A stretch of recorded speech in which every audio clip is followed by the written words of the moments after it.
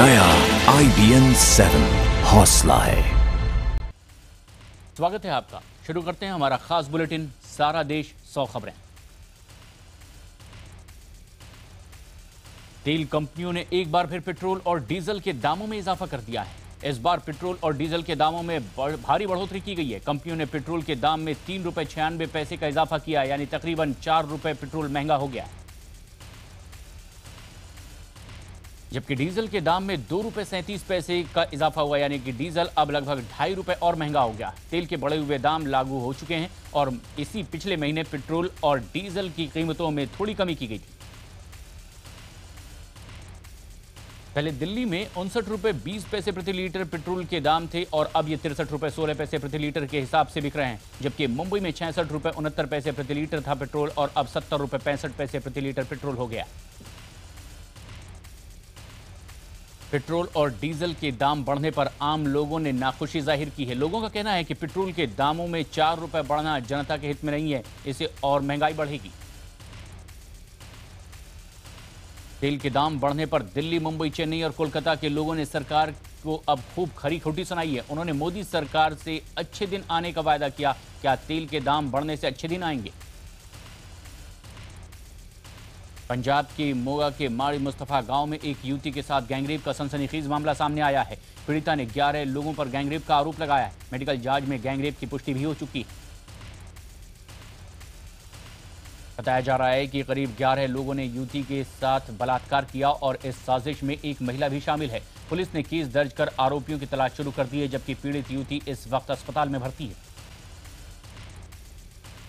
पीड़िता का कहना है कि अब महिला ने ही साजिश करके उसे बुलाया और फिर बंद कमरे में उसकी पिटाई की गई और आरोपियों ने बारी बारी से उसके साथ रेप किया। जब भी विरोध करती तब उसे पीटा जाता। मोगा बस कांड में पुलिस ने 4 आरोपियों को गिरफ्तार कर लिया है। गिरफ्तार लोगों में ड्राइवर और कंडक्टर भी शामिल है। साथ ही कांग्रेस ने इस मुद्दे को लोकसभा में भी उठाया। मोगा में ऑर्बिट बस सर्विस की बस में यात्रा कर रही एक मां और उसकी बेटी के साथ बस के कंडक्टर और उसके दोस्त ने छेड़छाड़ की और जब उन्होंने इसका विरोध किया तो मां और बच्ची और उसके भाई को चलती बस से नीचे फेंक दिया गया, जिससे लड़की की मौत हो गई। पंजाब के मोगा में छेड़खानी का विरोध करने पर 14 साल की लड़की की जान चली गई और इसकी चौतरफा निंदा की जा रही है।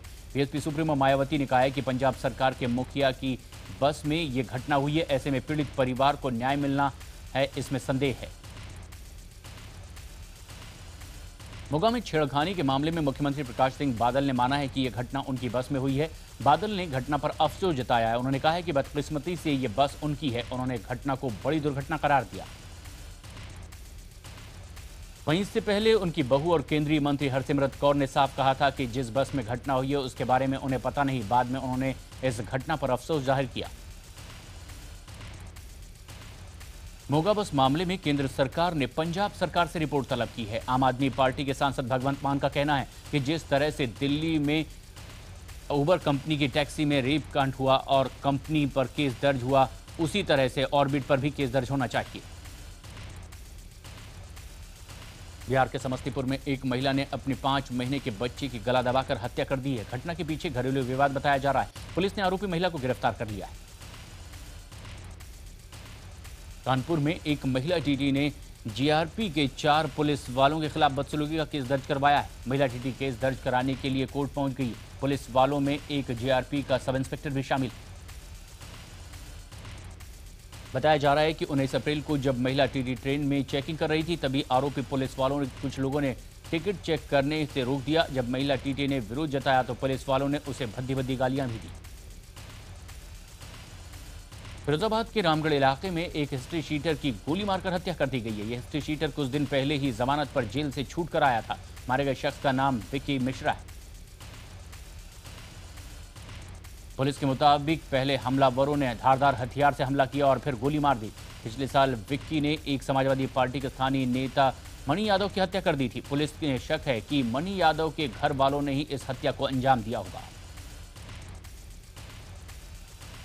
अंबिकापुर के कुछ गांव में हाथियों ने एक झुंड ने आतंक मचाया है। हाथियों ने कई एकड़ फसल बर्बाद कर दी और दर्जनों घरों को भी तोड़ दिया। गांव वालों ने वन विभाग से मदद की गुहार लगाई है। 19 हाथियों का झुंड गांव में घुसाया था। 2 दिन पहले मुंबई के जोगेश्वरी इलाके में उत्तर भारतीयों व सब्जी विक्रेताओं के साथ मारपीट के आरोप में एमएनएस के 4 कार्यकर्ताओं को गिरफ्तार कर लिया गया है। आरोप है कि एमएनएस के कार्यकर्ताओं ने मंगलवार को ठेले पर सब्जी बेचने वाले उत्तर भारतीयों को दौड़ा दौड़ा कर मारा और उनके साथ ठेले भी पलटा दिए। पुलिस इस मामले में 3 और आरोपियों की तलाश में जुटी। अमरोहा के हसनपुर इलाके में युवक ने फांसी लगाकर खुदकुशी कर ली है। बताया जा रहा है कि पुलिस ने उसके खिलाफ रेप का केस दर्ज किया था और उस पर सरेंडर करने का दबाव भी बनाया जा रहा था। दरअसल पुलिस ने लड़के के पिता को पिछले 8 दिन से थाने में बंद कर रखा था और धमकी दी थी कि अगर सरेंडर नहीं किया तो उसके पिता झूठे केस में फंसा दिए जाएंगे। दरअसल लड़के के मोहल्ले की ही एक लड़की से उसका प्रेम प्रसंग था और लड़की के पिता ने लड़के के खिलाफ रेप का केस दर्ज करवा दिया था। इस पर पुलिस घर आई तो वो फरार हो गया। फिरोजाबाद में गुरुवार को ऑटो वाले ने एक बाइक सवार को इतना पीटा कि वो अधमरा हो गया। बताया जा रहा है कि गलती से बाइक सवार ने ऑटो को टक्कर मार दी थी, जिस पर ऑटो वाले भड़क उठे। इलाहाबाद में एक शख्स को फर्जी सब इंस्पेक्टर बनाकर लोगों को रौब झड़ाना महंगा पड़ गया। बेवजह गाली देने पर लोगों ने उसकी जमकर धुनाई कर दी और पुलिस को बुलाकर उसे गिरफ्तार करवा दिया। पुलिस में ऑटो और बाइक की टक्कर की तस्वीरें सामने आई है। हालांकि अच्छी बात यह रही है कि इस हादसे के बावजूद दोनों वाहनों में सवार लोग बाल बाल बच गए। ये वाकया पापड़ी नयगांव इलाके का है, जहां ऑटो ने टक्कर मारी और उसके बाद बाइक सवार नाले में गिर गया। तस्वीरों में आप देख सकते हैं कि किस तरह से ऑटो से टक्कर के बाद दोनों बाइक सवार फिसलते हैं और बगल के नाले में जा गिरते हैं। दिल्ली के स्वरूप नगर इलाके में नारकोटिक्स विभाग ने भारी मात्रा में नकली दवाइयां बरामद की है। नारकोटिक्स विभाग के इस मामले में एक शख्स को गिरफ्तारी भी की है। बताया जा रहा है कि 3 डिब्बों में नकली दवाओं के सैकड़ों पैकेट भरे हुए थे। इन दवाओं की कीमत तकरीबन 5 लाख रुपए आंकी जा रही है। छत्तीसगढ़ के बालोद में एक भीषण सड़क हादसा हुआ है। इस हादसे में एक बच्ची समेत 11 लोगों की मौत हो गई है, जबकि 22 लोग इसमें घायल हुए हैं। घायलों को अस्पताल में भर्ती कराया गया है। इनमें से 4 की हालत गंभीर बनी हुई है।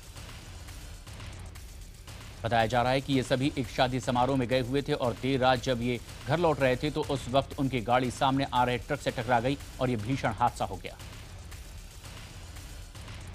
उत्तराखंड के चमोली में चट्टान खिसकने से करीब 3 से 4 हजार तीर्थयात्री 2 दिनों के लिए उसी जगह फंस गए हैं। दरअसल ऋषिकेश बद्रीनाथ हाईवे पर हाथी पहाड़ के पास चट्टान गिरने से रास्ता बंद हो गया। रास्ता खोलने की कोशिशें लगातार की जा रही है, लेकिन आशंका जाहिर की जा रही है कि अभी 3 से 4 दिन और इसमें लग सकते हैं। रास्ता खुलने की उम्मीद फिलहाल नहीं है। हालांकि प्रशासन यात्रियों को निकालने के लिए हेलीकॉप्टर की मदद ले रहा है। फिलहाल बीआरओ की तरफ से मशीनें रास्ता खुलवाने के काम में लगी हुई है। उत्तर प्रदेश की महोबा में एक बहादुर बेटी ने शराबी दूल्हे से शादी करने से साफ इनकार कर दिया और एक बड़ी मिसाल कायम की। दरअसल महोबा के अजनर कस्बे में आई बारात में नशे में धुत दूल्हे के भाई ने डीजे बंद होने पर जमकर उत्पात मचाया था। लेकिन इस शादी के आयोजन में हद तो तब हो गई जब दूल्हा भी शराब के नशे में दुल्हन के परिजनों से उलझ गया और इसके बाद दुल्हन ने शादी से ही इनकार कर दिया। बारात को आखिरकार बैरंग लौटना पड़ा। आरोपों के मुताबिक शराब के नशे में चूर बारातियों ने वधू पक्ष के लोगों के साथ मारपीट भी की।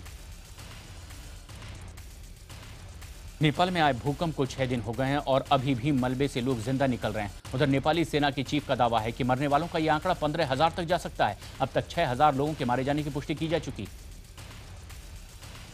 नेपाल में आए भूकंप के बाद अब राहत बचाव कार्य जोरों पर चल रहा है। भारतीय सेना के हेलीकॉप्टर लगातार प्रभावित इलाकों का दौरा कर रहे हैं। नेपाली सेना के जवानों की भी इसमें मदद की जा रही है और भूकंप पीड़ित लोगों तक पहुंचने की कोशिश हो रही है। बचाए गए लोगों ने, हमारे संवाददाता ने इन लोगों से बात की। काठमांडू और आसपास के इलाकों में राहत और बचाव कार्य जारी है, लेकिन तिब्बत बॉर्डर से सटा हुआ इलाका सिंधुपाल चौक भारी तबाही से जूझ रहा है। लेकिन वहां अब तक राहत और बचाव कार्य शुरू नहीं हुआ है। वहां 6 दिनों से मदद का इंतजार किया जा रहा है। ऐसा भूकंप फिर ना आए, इसे देखते हुए लोग मंदिर में पूजा अर्चना कर रहे हैं। गुरुवार को काठमांडू के स्वयंभू मंदिर में सैकड़ों लोगों ने पूजा प्रार्थना की। ये मंदिर भी भूकंप की चपेट में आ गया था। नेपाल में आए भूकंप से सबसे ज्यादा तबाही हेरिटेज सिटी भक्तपुर को हुई है। मंदिर में तमाम लोग मौजूद थे और शहर देखते ही देखते मलबे के ढेर में तब्दील हो गया। भूकंप के दौरान मंदिर घूमने आए एक सैलानी ने कैमरे से ये पूरी तस्वीरें कैद की है और ये तस्वीरें दिल दहला देने वाली है। तस्वीरों में साफ तौर पर देखा जा सकता है भूकंप के झटके आने पर सब कुछ किस तरह से हिलने लगा। सामने खड़े एक मंदिर की मीनार चंद सेकंड में ही धड़धड़ा कर गिर गई और दूसरी तरफ एक मंदिर भी ढेर हो गया। भूकंप के छठे दिन नेपाल में राहत अभियान के दौरान हैरान करने वाले वाकये भी सामने आ रहे हैं। बचाव दल ने 18 साल के एक लड़के को काठमांडू में मलबे के नीचे से सुरक्षित निकाल लिया। यह लड़का 5 दिनों से इस मलबे में दबा हुआ था। तमांग नाम का ये लड़का जैसे ही स्ट्रेचर से बाहर निकला, वहां मौजूद लोग खुशी से चिल्लाने लगे। तमांग का चेहरा पूरी तरह से धूल से ढका हुआ था। तमांग ने बताया कि वो घी खाकर और गीले कपड़े से पानी की बूंदें पीकर जिंदा रहा। भारतीय सेना ने नेपाल की गोरखा जिले में एक साहसिक रेस्क्यू ऑपरेशन को अंजाम दिया है। वहां से भारतीय सेना ने मुंबई के रहने वाले 4 पर्वतारोहियों को सुरक्षित बचा लिया है। ये चारों भारतीय कराजे गांव में फंसे हुए थे। IBN-7 ने भारतीय सेना के इस बचाव अभियान में हर कदम पर उनके साथ रहा और सेना में फंसे हुए पर्वतारोहियों की तरफ से मदद का संदेश मिलने के बाद ये बचाव अभियान शुरू किया गया। भोपाल में भूकंप से तबाही के बाद वहां घूमने आए काफी सैलानी भी फंस गए हैं, लेकिन भारतीय बचाव दल ने वहां फंसे सैलानियों को सुरक्षित बचाव कर निकाल लिया है। नेपाल के रक्सौल राहत शिविर पहुंची कोलंबिया और ग्वाटेमाला के पर्यटकों ने खुले दिल से भारतीय बचाव दल की सराहना की है। काठमांडू के कुछ इलाकों में जिंदगी पटरी पर आने लगी है। दरबारा चौक में कुछ दुकानें भी खुल गई है। लोग अपने अपने घर लौटने लगे हैं। दरबारा चौक इलाके में पिछले 6 दिनों से सन्नाटा पसरा था। नेपाल में भूकंप के बाद स्वास्थ्य शिविरों और अस्पतालों में घायलों की संख्या लगातार बढ़ती जा रही है। साफ सफाई की स्थिति भी यहां बदतर नजर आने लगी है। मलबे में सड़ान के बीच बारिश ने महामारी का खतरा और ज्यादा बढ़ा दिया है। मलबे के नीचे शवों के सड़ने से दुर्गंध फैल रही है। सिलीगुड़ी में लेफ्ट फ्रंट के कार्यकर्ताओं ने नेपाल भूकंप पीड़ितों के लिए राहत राशि इकट्ठा की है। ये राशि नेपाल में भूकंप पीड़ितों तक पहुंचाई जाएगी। नेपाल में मारे गए लोगों को श्रद्धांजलि देने के लिए फैजाबाद में कुछ युवाओं ने कैंडल मार्च निकाला और मारे गए लोगों की आत्मा की शांति के लिए पूजा अर्चना की। जयपुर और हैदराबाद में भी लोगों ने भूकंप पीड़ितों के लिए कैंडल मार्च किया है। लोगों ने चंदा जमा किया है ताकि भूकंप पीड़ितों की मदद की जा सके।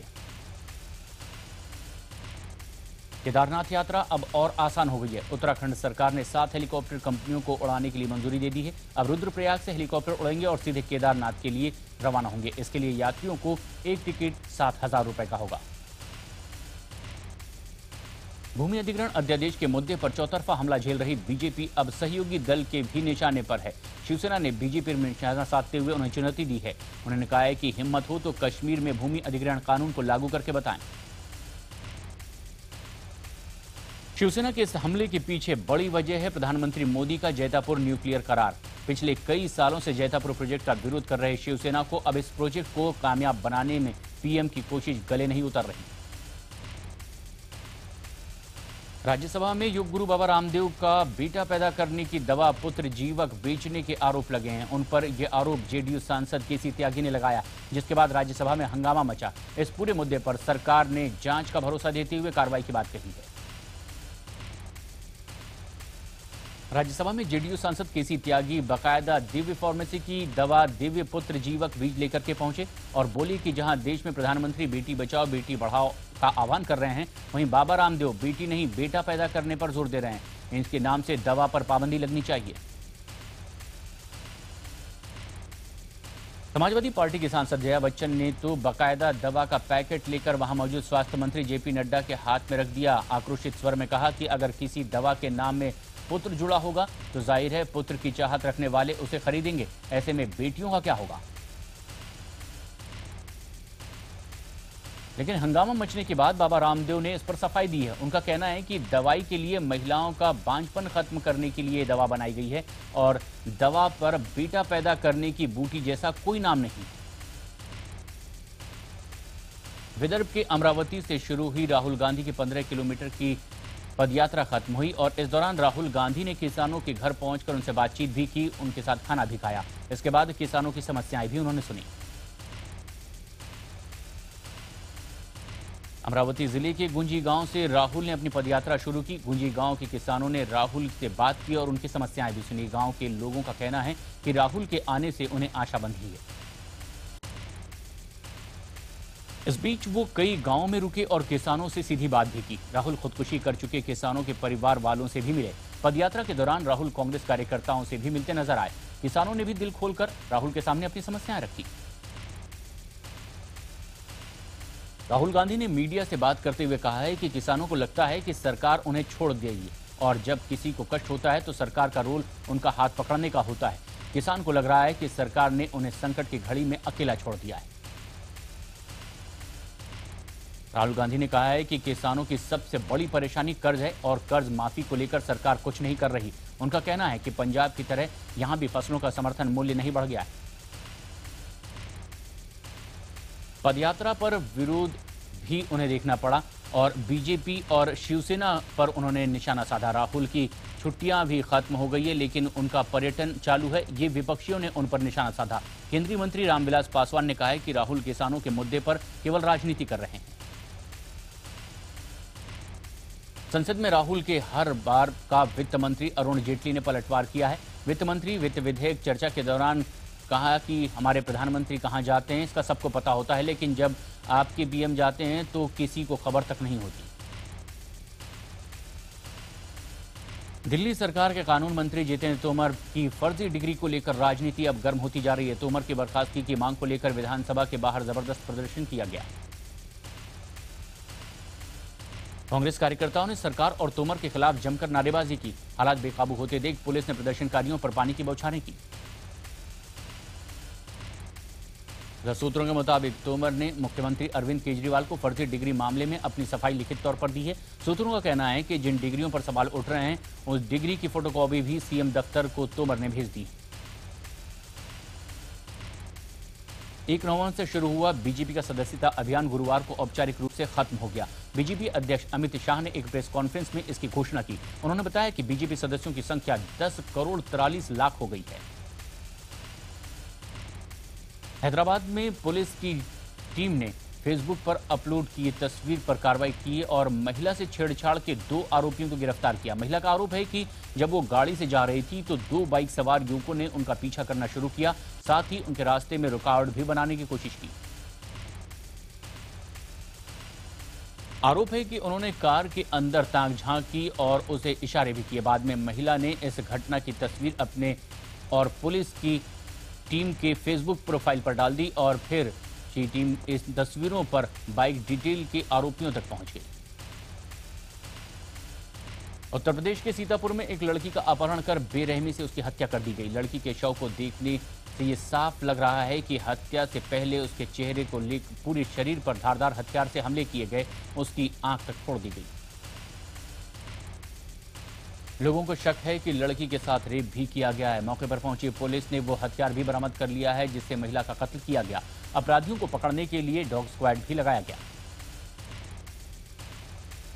उत्तर प्रदेश के मुजफ्फरनगर में एक भाई ने अपनी ही शादीशुदा बहन की गोली मारकर हत्या कर दी। वारदात में शख्स की मां और भाभी भी गंभीर रूप से जख्मी हो गए। बताया जा रहा है कि मोहसिन नाम का ये शख्स अपनी बहन के फोन पर किसी अनजान शख्स से बात किए जाने से नाराज था और इसी के चलते उसने गोली मारकर बहन की हत्या कर दी और फरार हो गया। पुलिस का कहना है कि जल्द से जल्द मोहसिन को गिरफ्तार कर लिया जाएगा। किडनी कैंसर से जूझ रहे 10 साल के गिरीश का सपना था कि वह पुलिस अधिकारी बने। उसकी ये ख्वाहिश पूरी की जयपुर पुलिस ने और उसे 1 दिन का कमिश्नर बनाया गया। गिरीश 1 दिन का कमिश्नर बना और बाकायदा लाल बत्ती की गाड़ी में बैठकर कमिश्नर की वर्दी पहनकर वो कमिश्नर के दफ्तर पहुंचा। उसे गार्ड ऑफ ऑनर भी दिया गया। पुलिस ने उसे सैल्यूट किया और वहां मौजूदा कमिश्नर ने उसे अपनी कुर्सी भी सौंपी। मुंबई के सबसे पुराने और मशहूर मंदिरों में से एक प्रभादेवी मंदिर को 300 साल पूरे हो गए हैं। दादर के प्रभादेवी में बने इस मंदिर के निर्माण में 300 साल होने पर भव्य पूजा अर्चना का आयोजन किया गया है। हजारों की संख्या में श्रद्धालुओं ने इस अवसर पर माता के दर्शन किए। ऐसी मान्यता है कि मुंबई की रक्षा करने वाली 7 देवियों में से एक मां प्रभादेवी भी है। टेलीविजन और एडवर्टाइजिंग इंडस्ट्री बुधवार से बार्क यानी कि ब्रॉडकास्ट ऑडियंस रिसर्च काउंसिल से अब जुड़ गया है। बार्क टेलीविजन व्यूअरशिप डेटा बनाने का नया सिस्टम है। इससे पहले 15 सालों तक टाइम इस डेटा को देता था। सीएनबीसी से बात करते हुए बार के सीईओ ने बताया है कि पहले व्यूअरशिप डेटा को बुधवार को जारी किया गया, लेकिन अभी सही ट्रेंड आने में 6 से 8 हफ्ते लग जाएंगे। कोलकाता में खेले गए आईपीएल मुकाबले में केकेआर ने चेन्नई को 7 विकेट से हरा दिया और इसी के बाद कोलकाता ने चेन्नई से अपनी पिछली हार का बदला भी चुका लिया। इस जीत के साथ ही कोलकाता के अब 5 अंक हो गए। चेन्नई ने पहले खेलते हुए 20 ओवर में 165 रन बनाए, जिसमें मैकलम ने सबसे ज्यादा रन बनाए, लेकिन कोलकाता ने सिर्फ 3 विकेट पर 169 रन बनाकर यह मैच जीत लिया। चेन्नई के कप्तान धोनी भी इस मैच में फ्लॉप रहे और वो सिर्फ 1 रन बनाकर आउट हो गए। उन्हें कोलकाता के पीयूष चावला ने बोल्ड कर दिया। कोलकाता की जीत के हीरो रहे आंद्रे रसेल, उन्होंने ऑलराउंड प्रदर्शन किया। रसेल ने चेन्नई के 2 बल्लेबाजों को आउट किया और ताबड़तोड़ 55 रन भी ठोके। उन्हें मैन ऑफ द मैच चुना गया। कोलकाता के ओपनर रॉबिन उथप्पा ने भी शानदार बल्लेबाजी की। उन्होंने 7 चौके और 1 छक्के की मदद से 80 रन की पारी खेली। उथप्पा का इस सीजन में ये पहला अर्धशतक है। कोलकाता के स्पिनर बैट हॉग ने टीम के सुनील नरेन की कमी नहीं खलने दी। उन्होंने शानदार गेंदबाजी की। हॉग ने 4 ओवर में 29 रन देकर चेन्नई के 4 बल्लेबाजों को आउट किया। आईपीएल में आज 2 मुकाबले खेले जाएंगे। पहला मैच दिल्ली के फिरोजशाह कोटला मैदान में खेला जाएगा, जहां मेजबान दिल्ली के सामने होंगे किंग्स 11 पंजाब के धुरंधर। दोनों टीम के लिए यह मैच काफी अहम होगा। दूसरा मुकाबला मुंबई के वानखेड़े स्टेडियम में खेला जाएगा, जहां मेजबान मुंबई इंडियंस के सामने राजस्थान रॉयल्स होगी।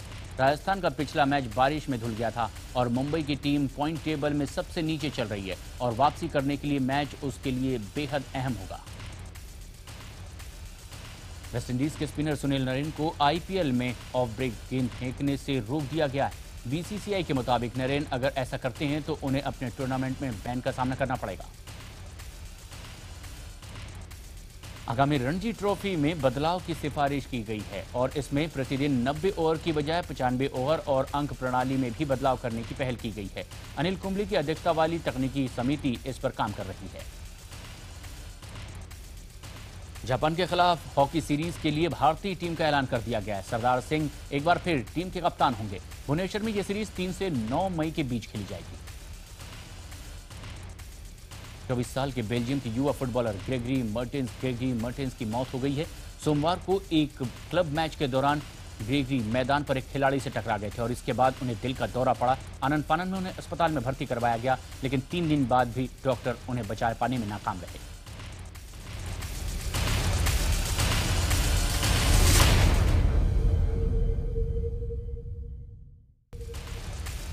ऐश्वर्या राय बच्चन को विश्व प्रसिद्ध फैशन डिजाइनर अरमानी ने अपने फैशन ब्रांड की 40वीं एनिवर्सरी के मौके पर गेस्ट के रूप में बुलाया। रणबीर कपूर ने सोशल मीडिया पर ना होने की एक खास वजह बताई है। रणबीर का कहना है कि ट्विटर पर फ्रीडम ऑफ एक्सप्रेशन नहीं मिलता और अपने मन की बात कहना भारी पड़ जाता है। नवाजुद्दीन सिद्दीकी की फिल्म लतीफ इस साल मई में रिलीज होने जा रही है, लेकिन नवाज इस फिल्म को प्रमोट नहीं करना चाहते। नवाज को लगता है कि फिल्म के डायरेक्टर फिल्म को उनकी पॉपुलैरिटी की वजह से रिलीज कर रहे हैं। नवाजुद्दीन के चाहने वाले भारतीय नहीं बल्कि विदेशी भी हैं। कश्मीर में एक फिल्म की शूटिंग के दौरान विदेशी पर्यटकों ने नवाज के साथ फोटो खिंचवाई। इस दौरान उन्हें लंच बॉक्स बॉय बुलाए जाने पर नवाज खासे हैरान भी हुए। शाहिद कपूर और मीरा राजपूत की शादी अब ग्रीस में होने जा रही है। शाहिद की शादी कहां होगी, इस बात को लेकर काफी समय से अटकलें लगाई जा रही थी। शादी अब 10 जून को होगी और दोनों शादी के बंधन में बन जाएंगे। सुशांत सिंह राजपूत अपनी गर्लफ्रेंड अंकिता लोखंडे के साथ महीने भर की छुट्टी पर हैं। खबर है कि सुशांत इन छुट्टियों के दौरान मिक्स मार्शल आर्ट की ट्रेनिंग भी लेंगे। अनुपम खेर का chat show the Anupam Kher show कुछ भी हो सकता है का दूसरा सीजन जल्द ही टीवी पर आने वाला है। एक्टर ऋषि कपूर शो के पहले मेहमान बनकर आएंगे। उन्होंने हाल ही में इस शो के एपिसोड की शूटिंग की।